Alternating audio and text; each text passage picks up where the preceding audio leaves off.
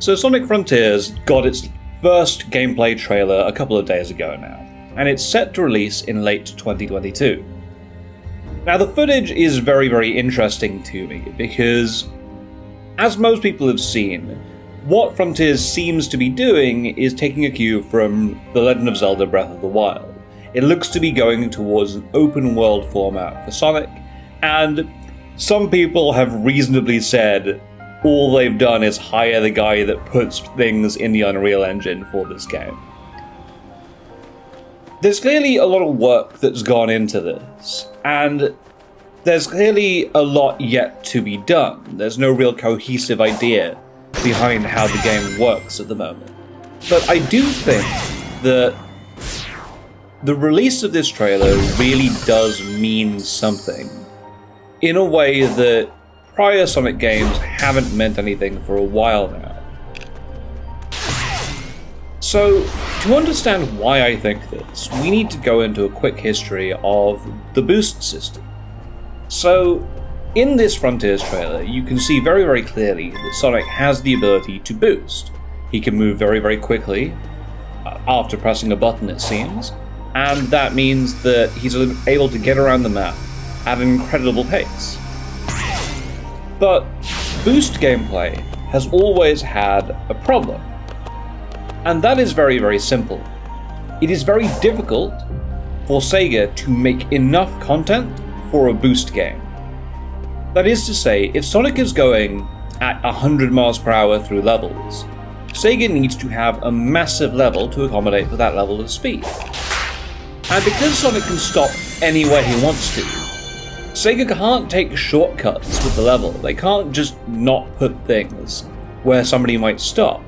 The level has to be fully realized across the entire area, and it has to be gigantic to accommodate for the speed. And that has led to problems for Sega. They've been trying to solve this, alongside broadly just solving for Sonic in 3D, for, the past 20-25 years at this point. And we saw how they tried to fix this problem in 3 or 4 different attempts. With Sonic Unleashed, what they did is they split the game into the Werehog segments of nighttime and the boost gameplay of daytime. In Sonic Colors, what they did is they took little cuts of the map and they made interactive challenges, like getting a certain number of rings across that interactive cut of the map. In Sonic Generations, they introduced Old Sonic, and they had 2D gameplay based on Old Sonic there. And in Sonic Forces, what they tried to do is they tried to cut down the boost gameplay down to about a minute or so per level. I suppose the point that I'm making is that boost gameplay has always been liked, if not loved, definitely liked by most people. And so it's interesting to me that after trying to elide it in lots of different ways, they're going back to the well with this game, and with this open world. It strikes me that an open world with boost gameplay is much harder to do than linear courses, because, as I said before, you can't have a situation where you just don't have anything in place for where somebody stops after they've boosted. But with an open world, you also can't take any shortcuts. You can't have very tall buildings that Sonic can't climb up, where you don't have to text to the tops of them anymore. Because Sonic in this game can run up walls. So, it strikes me that Sega have opted at this point to not elide or try and dodge the problem of boost gameplay that they've had for a very, very long time. And what that means to me is one of 3 things. The first is that Sega has possibly just overreached, and this is going to be a complete disaster. This was true with Sonic Lost World, where they were trying to ape Mario Galaxy, and that didn't really work out for them. The second possibility is that Sega has dumped a huge amount of money behind this game, and they just don't care that it's difficult to make lots of space for boost gameplay, when in fact you've just got enough money to make all of that space. And that does come across, by the way, in the way that this trailer has been presented. It's very low-key. It's as if they want the game to speak for itself. Or finally, and I think this is the most intriguing, Sega has figured out something about designing a world around boost gameplay, and they think that this is the solution to the problem that they've had for years.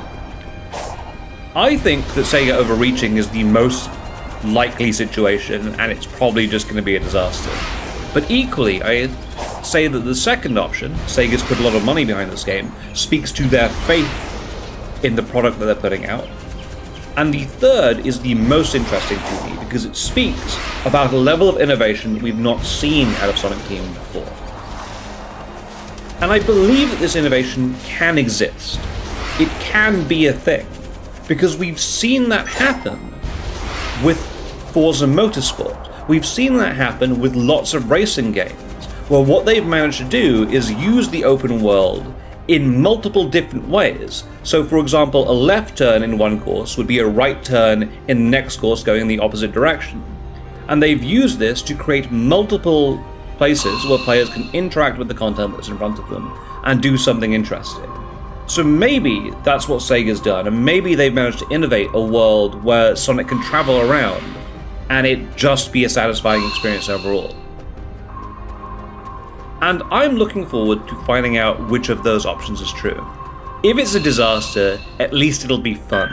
And if it's one of the other two, then I think we're in for something really, really interesting. It might not be great, but it will definitely capture my interest, and hopefully yours as well. So with that, thank you all very, very much for watching. This has been my first take, I suppose, on Sonic Frontiers, and I will catch you all in the next set of videos, which I believe will be the beginning of our Bloodborne Let's Play.